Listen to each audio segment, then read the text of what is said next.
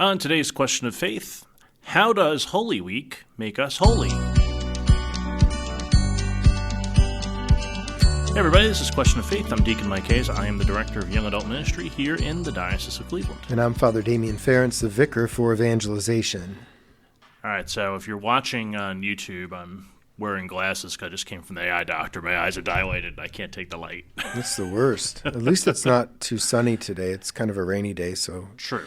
And my eyes are healthy, so that's a good thing. That's good. I have a weird optic nerve, apparently, that they have to watch. So we keep Weird is watching okay. it. Weird is okay. That's right. I need to make my appointment with my ophthalmologist because my dad was legally blind. He had macular degeneration, glaucoma, and cataract. Oh, so wow. I need to keep an eye on my eyes. They say there's 4 things you do to keep your eyes healthy. Don't smoke, eat a lot of greens, exercise, and always protect your eyes from the sun. So wear sunglasses outside. So I do all those. I do all those too, for the most part.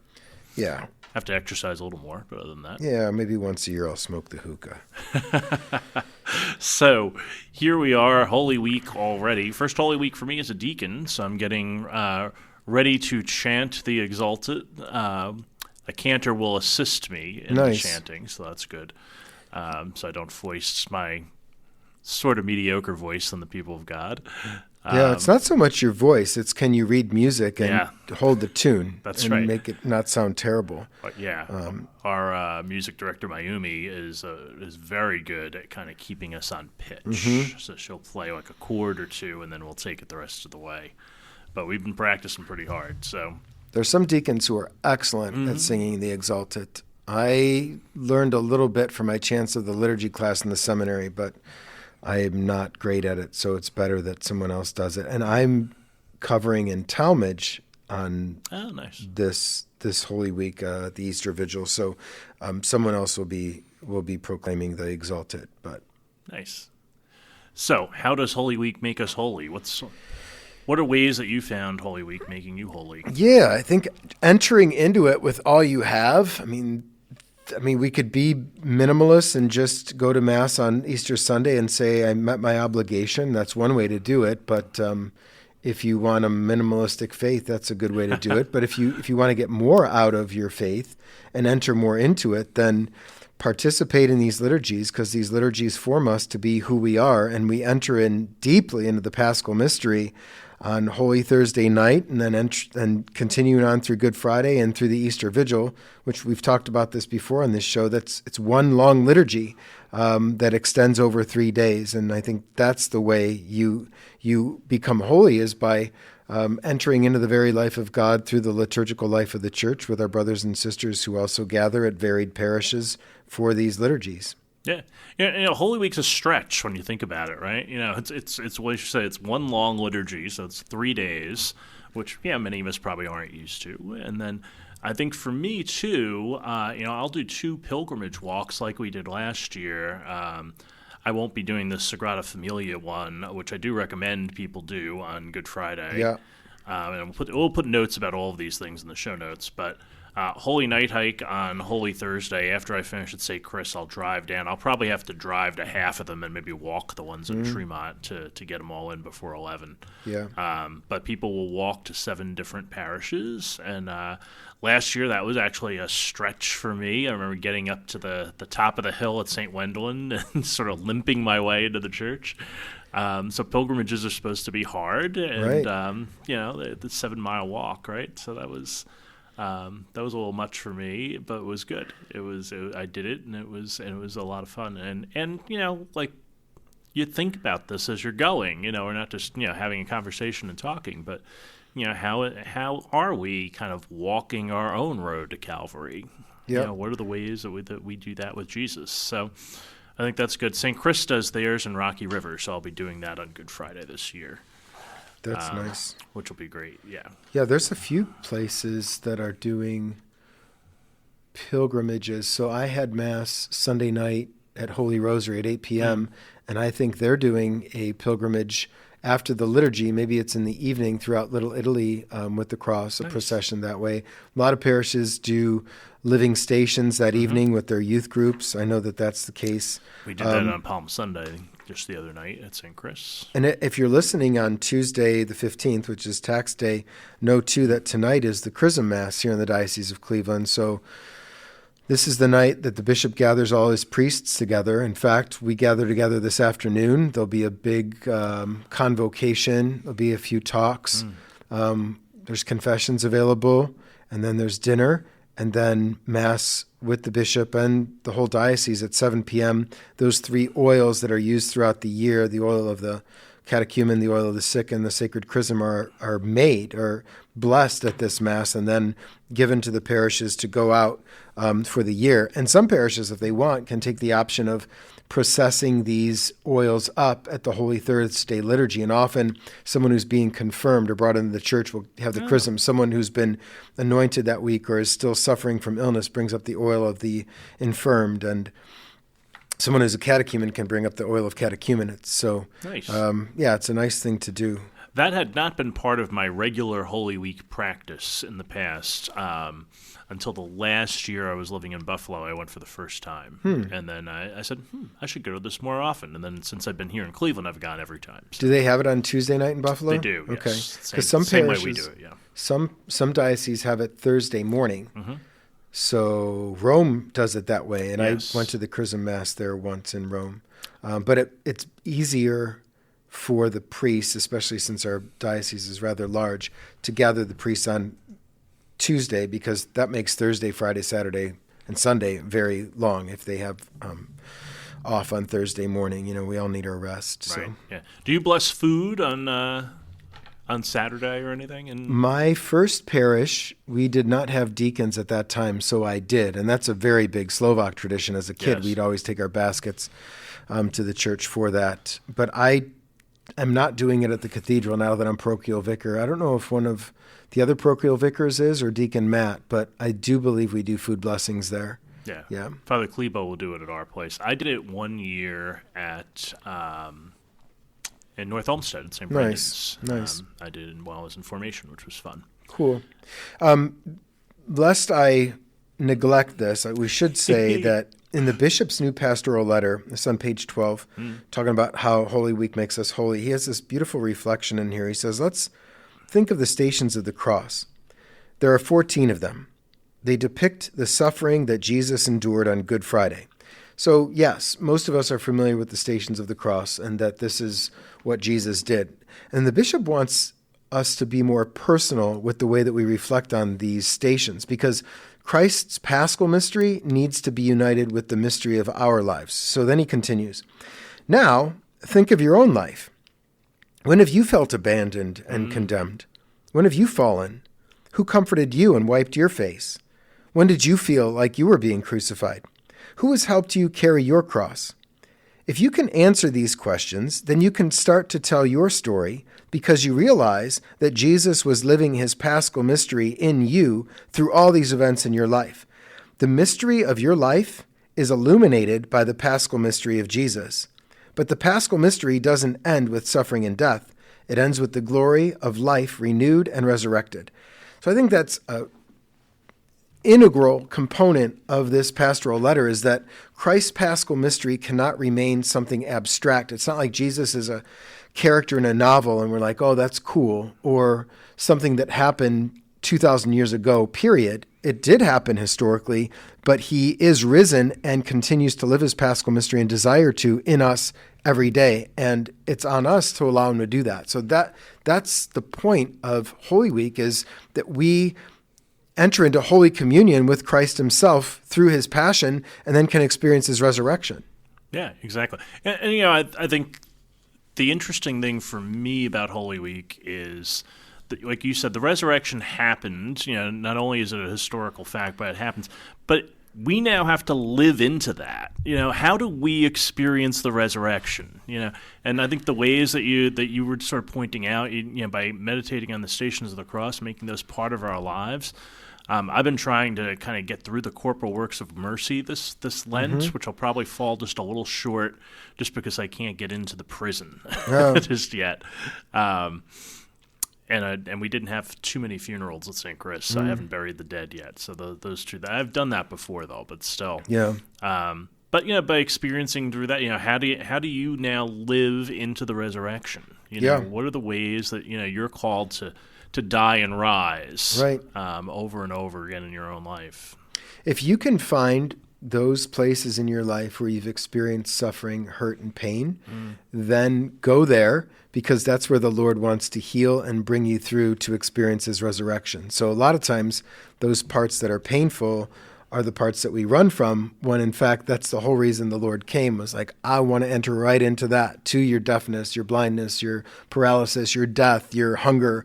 Like, get in touch with those things, because that's where he wants to enter in and do his transforming work and share with you the power of his resurrection. So that's the hope. I have to say, I really experienced that last year, not necessarily during Lent, but I think that it was just before ordination. We had our ordination retreat, and I spoke with Father Dave Woost, was our retreat master, and one of the things that I said to him, I said, I have a really hard time. Someone really betrayed my trust in my life, right? I won't get into the whole situation, but someone really betrayed my trust, and I really had a hard time getting past that. Mm-hmm. And he said, on ordination day, he goes, I want you to get to the front of the cathedral, and when you get to the vestibule, give those people who betrayed you to God. Mm-hmm.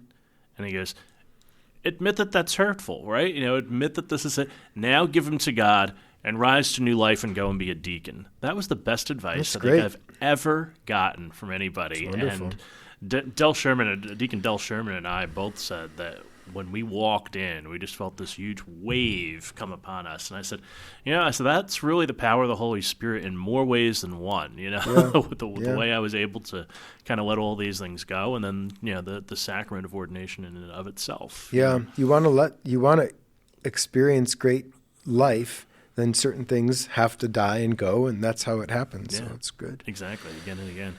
Do you have a favorite moment from all the Holy Week ritual? I think it depends on the year. Yeah, good point. Bishop has me preaching for him at the Good Friday liturgy at the cathedral this year. So I'm hard at work praying, thinking, preparing those words, because I love that liturgy. And I was actually looking at the 10 petitions that we pray during that. Yeah, I have to I chant like those a lot. Yeah. I love the one for those who don't believe in God. I think that's wonderful that we Me too. are that intentional about our prayers. So I don't know. Whatever I'm doing at the time, I try to make that the most important thing. But my mind is on a lot of things, because I'm at St. Francis de Sales for Holy Thursday, Cathedral Good Friday, and then down in Talmadge for the Vigil. So we'll see. Wherever I go, try to do my best there and, follow the Spirit's lead. How about you? Yeah, I have to chant. So Holy Thursday, I'll be present, but I'm not, I'm just being the deacon. I'm just reading the gospel, basically, in the intercessions. And I'll probably assist with the washing of the feet in some way. But then on Good Friday, I just chant those intercessions. And then Saturday, carry the candle and do the Exultet. And I've accompanied the OCIA people this year, so that'll be very special. Yeah. And I've never seen, we do full immersion baptism at St. Chris with that big baptismal font, and so I've never seen that. So that'll be very cool for me to experience. And then I'm preaching Easter Sunday morning at 10 o'clock. Wonderful. Which I was surprised at. I was surprised they asked me to do that. So I'm excited to preach on Easter. I've never preached as a deacon, obviously, on Easter. So this will be fun. Yeah. And I'm thinking and praying about that as well. So, yeah, there's a lot of scripture to ponder and to reflect upon. So, and I love the vigil, and I love when the parish does all the readings. It's the story of our salvation, right? Yeah. It goes from beginning to end, and I just kind of get into it. I really love the Abraham and Isaac reading. I think that's one of the best readings that really talks about how we can be faithful to God and how we have to trust God above all things. So I always look forward to that reading in particular. That's good. Yeah. Well, when we talk about dying and rising, your website might be dying, and it might need to rise to new life. And you know who could help us do that? Briefcase Marketing. Yeah, they're the folks, and they're our sponsor. They make sure your church doesn't have scattered messaging or a bad website. Briefcase Marketing creates marketing for your church or church-based ministry that inspires action and delivers results. They will clarify your message to attract the right audience. Briefcase Marketing streamlines your website to convert visitors into customers, donors, volunteers, parishioners. They'll create consistency to build trust and deepen your relationships across every marketing platform. That's your emails, your ads, your social media, all that stuff. And if you need proof, Briefcase Marketing gets great Google reviews. They've done superb work with our friends at Theology of the Body Cleveland and St. John Cantius Parish in Tremont. We'll put samples of that work in our show notes and make it easy for you to check them out. Recently, they did Womankind, which is just a really great-looking website. I really love that, and I love their message as well. So with a clear message and a compelling website, Briefcase Marketing will help you get more donors giving to your mission, more volunteers ready to serve, more people sharing your message and being their advocates for you. So visit their website. That's briefcase.marketing. We've got their link in the show notes, or text 308-627-1262. And our pal, Dan First, will take good care of you at Briefcase Marketing. Briefcase.marketing. Check them out. All right. So now you're at 3 different places. Correct. Holy Thursday, you're at St. Francis de Sales, Parma. Uh-huh. Good Friday. And then I'll go to the Holy Night hike that night. So Correct. visit those 7 churches. Right. Friday, Cathedral. Saturday, Our Lady of Victory in Talmadge. Nice. Yeah. I will be at St. Chris the whole time. I'll be at Holy Night Hike after I finish at St. Chris. I'll look around for me there. And then I'll probably start at St. Wendland's, I think, because easier to park. Yeah, always good parking there. Or maybe I'll start at St. Emmerich because you can park in that little cul-de-sac there. That's that might true, be okay. too. Yeah. So I'll figure that out. And then, Good Friday, I'll be walking the streets of Rocky River at noon with the parish, and then we have our Good Friday liturgy at 3. And then Saturday night, I'll be at St. Chris as well. So it'll be fun. Good times, and then preaching Sunday morning. Are you somewhere Easter Sunday morning? St. James, 10:30. Ah, very nice. Yeah. That'll be great. All One right. of the gems of the diocese, to my mind. So. Absolutely. Yeah. All right, so readings for this week. One of the things that I'm focusing on in my preaching this week is the 2 disciples run. They get the message from Mary Magdalene. Mary Magdalene ran as well. She ran from the tomb back to them. And these 2 disciples, the beloved disciple and Peter, they run. And then I say these are the first bros. One out. They make sure that they note in the gospel one outran the other. Mm-hmm. And he gets to the tomb. He doesn't know what to do. So Peter comes in and he runs right into the tomb. Mm-hmm. And then he looks around and sees all the wrappings on the floor, and he doesn't know what's going on. And then the beloved disciple walks in. He sees and he believes. I said, and they put all of that in there, all of that competition in there to make this story believable. Right? Because it's true. Yeah. You know, they don't need all those details in there, but they put them all in there because how human is that? And we're like this. Yeah. Right? And another gloss is that John the Beloved is deferring to the authority of Peter because he's been marked as the leader. So even though he beats him there, it's his to, have a proper place within this structure the Lord set up, even though he's faster and younger. Right, yeah. Yeah. And we all get to I say all the time, I say we all get to this in different ways. Some of us get this message faster than others. Yeah. Some people just showed up here today on Easter because they thought they'd try church today. Welcome them. Mm-hmm. We might have gotten there faster. They might get there they might show us something where we now understand the resurrection a little more deeply than we did before. Yeah. I'm preparing, as I said, for Good Friday, so I'm looking at this Hebrews reading, and I love this line where we do not have a high priest who is unable to sympathize with our weaknesses, but one who has similarly been tested in every way, yet without sin. So just a reflection on the incarnation, that there's nothing Jesus has not experienced. He's still without sin, but he's even experienced the weight of sin, betrayal, denial, people abandoning him in the garden, falling asleep, crucifixion, death. Like there's nothing that's foreign to him. So he gets us. Yeah. Absolutely. Yeah. Well, happy Easter, my man. Happy Easters. It's pretty great. Do you have a favorite Easter candy? No, I don't like candy. I mean, dark chocolate, really? But that's not an Easter candy. No, that's an acquired taste, too. I'm not a fan. It's like my personality. I like strong beer, strong drink, strong bitter candy, Nice. Yeah. I'm not very sweet. my house growing up, jelly beans were the thing, and my wife loves chocolate. So, in fact, our anniversary is Easter Sunday. Oh. So that'll be nice. 23 years, 25 together. We're married 2 years to the day that we met on Holy Thursday, I might add. So the Holy Week's always pretty special for us. But on Holy Saturday, the first time I met her, I gave her a little Easter bunny and a card, and she was so dumbfounded that I had given this to her that she didn't even say thank you, and she just kind of walked away over to one of her friends, and then she realized, oh, I didn't even thank him for this, and she turned around and said thanks. So Easter will be fun, but I would say I'm a jelly bean fan, and she's a chocolate fan. So we'll see you next time after Easter here on Question of Faith.